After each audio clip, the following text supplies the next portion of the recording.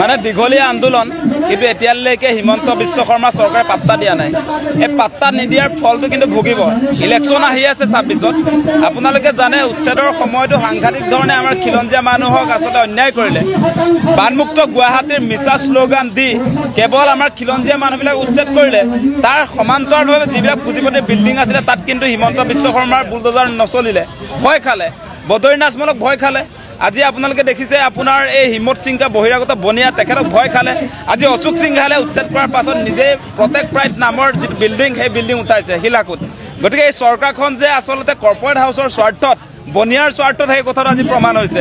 আৰু আপোনালোকে নিশ্চয় দেখা পাইছে যিটো সময়ত এটকা দৰত আদানীক মাটি দি আছে, ৰামদেৱক মাটি দিছে, আম্বানীক মাটি দিছে, এই সময়ছোৱাত কিন্তু খিলঞ্জীয়া মানুহক একথা মাটি দিব পৰা নাই চৰকাৰখনে। কিন্তু প্ৰতিটো মুহূৰ্তত খিলঞ্জীয়াৰ কথা কয়, খিলঞ্জীয়াৰ অধিকাৰৰ কথা কয়। সেইকাৰণে কৈছোঁ মুখ্যমন্ত্ৰী হিমন্ত বিশ্ব শৰ্মাৰ খিলঞ্জীয়াৰ খটো আচলতে লোৱাৰ নৈতিক অধিকাৰ নাই। তেওঁ ডাইলগটো মাৰিব পাৰে কিন্তু সঁচা সঁচাকৈ খিলঞ্জীয়াৰ পক্ষত নাই। আকৌ এই কথাটো স্পষ্ট।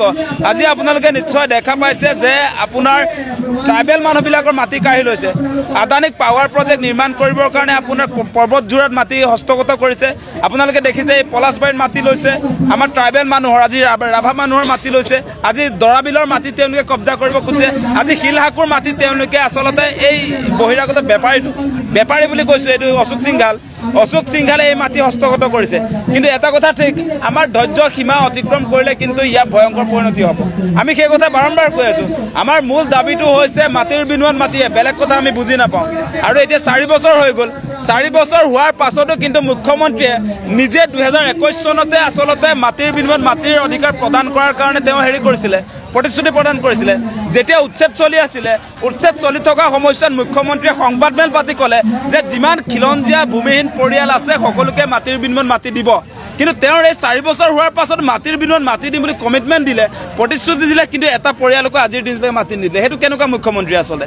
সংবাদমেল পাতি মানে ৰাজ্যৰ মুখ্যমন্ত্ৰীগৰাকীয়ে সাংবিধানিক মুৰব্বী এজন তেওঁ কেনেকৈ পাহৰি থাকিব পাৰে সেই কথাটো আমি বুজি নাপাওঁ। ইফালে খিলঞ্জীয়া মানুহ, তেওঁ খিলঞ্জীয়া মানুহক এনেকৈ প্ৰতাৰণা কৰিব পাৰে নেকি? আপোনালোকে সেই কথাটো বিবেচনা কৰক। পোনপ্ৰথমে কথাটো হ'ল যে হিমন্ত বিশ্ব শৰ্মা এণ্ড কোম্পানীয়ে সাৱধান হ'বলৈ হ'ল। হিমন্ত বিশ্ব শৰ্মা এণ্ড কোম্পানীয়ে যদি ভাবি লৈছে যে তেখেতসকলে দেশৰ মালিক, তেখেতসকলে মাটিৰ মালিক, তেনেহ'লে এই কথাটো ভুল প্ৰমাণিত কৰিব অসমৰ ৰাইজে। আৰু কথাটো হ'ল যে হিমন্ত বিশ্ব শৰ্মাৰ চৰকাৰখনে, মোদী অমিত শ্বাহৰ চৰকাৰখনে কিন্তু মানুহৰ অধিকাৰৰ কথা মুঠেও চিন্তা নকৰে। আজি শিলহাকুৰ ৰাইজত যি ভূমি অধিকাৰ খৰ্ব কৰা হৈছে, এয়া কেৱল ভূমিৰে অধিকাৰ খৰ্ব হোৱা নাই, ইয়াত মহিলাৰ অধিকাৰ খৰ্ব হৈছে, ইয়াত শিক্ষাৰ অধিকাৰ খৰ্ব হৈছে, ইয়াত যুৱকসকলৰ অধিকাৰ খৰ্ব হৈছে। গতিকে আমি দেখিছোঁ যে পৰীক্ষাৰ আগদিনাও ল'ৰা ছোৱালী পৰীক্ষা চলিছে, পৰীক্ষাৰ আগদিনাও কিন্তু বুলডোজাৰ লগাই পেলাই ইয়াত ঘৰসমূহ ভাঙি দিছে। আৰু আপোনালোকে জানে যে শিলহাকুৰ এইসমূহ ঘৰত ৰাস্তা আছিলে, ৰাস্তা পদূলি আছিলে, GMCয়ে নম্বৰ দিছিলে, হোল্ডিং নম্বৰ দিছিলে। এইখিনি থকাৰ পাছতো হিমন্ত বিশ্ব শৰ্মা এণ্ড কোম্পানীয়ে কেনেকৈ ভাঙি দিলে? কিন্তু তেওঁলোকৰ সাহস নহ'ল যে জয়ন্ত মল্ল বৰুৱাৰ নামত যিখিনি মাটি আছে, আজমলৰ নামত যিখিনি মাটি আছে, জিঞ্জাৰ হোটেলৰ নামত যিখিনি মাটি আছে, বা যিসকল পুঁজিপতিৰ নামত মাটি যিখিনি দিয়া আছে, তাত কিন্তু হাত দিবলৈ হিমন্ত বিশ্ব শৰ্মাৰ চৰকাৰখনৰ সাহস নহ'ল।